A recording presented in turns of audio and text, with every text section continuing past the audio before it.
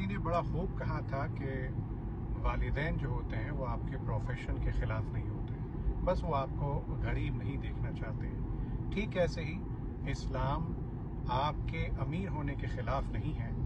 वो नहीं चाहता कि आप गरीब रहें। अल्लाह ताला तो चाहते हैं कि आप अमीर रहें, अमीर होकर ज़िंदगी गुजारें ताकि ख़ुद भी इज़्ज़त की ज़िंदगी गुजारें और दूसरों के भी काम आ सकें।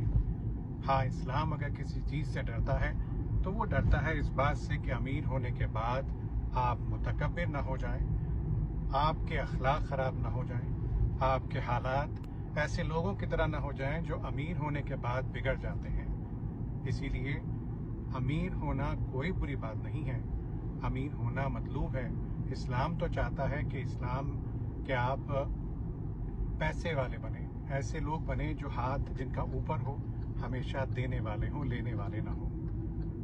ऐसे लोग अल्लाह ताला को मतलूब हैं, पसंद भी हैं। इस्लाम अमीर मुसलमानों को पसंद करता है, बस इस बात का खदशा ज़रूर रखता है कि अमीर होने के बाद उसमें तकब्बुर, बड़ाई और बुराई ना आ जाए, जैसा कि और दूसरी कौमों में आ रही है। हमारे सामने बहुत से वाक़यात सामने आ जाते हैं कि अमीर होने के बाद वो तरह तरह की वाहियात हरकतें करते हैं, शैतानी अमल तक उतर आते हैं। तो ऐसे लोगों के ख़िलाफ़ भी कार्रवाई होनी चाहिए और आप अपने आप को भी उससे महफूज रखें। अल्लाह ताला से दुआ भी करते रहें कि अल्लाह ताला अमीर बनाए तो इस अंदाज से बनाए कि तकब्बुर ना हो, हालात ऐसे रहें कि हम इस्लाह के साथ अपनी ज़िंदगी गुजारें, दूसरों की मदद भी करते रहें, दूसरों के काम भी आते रहें।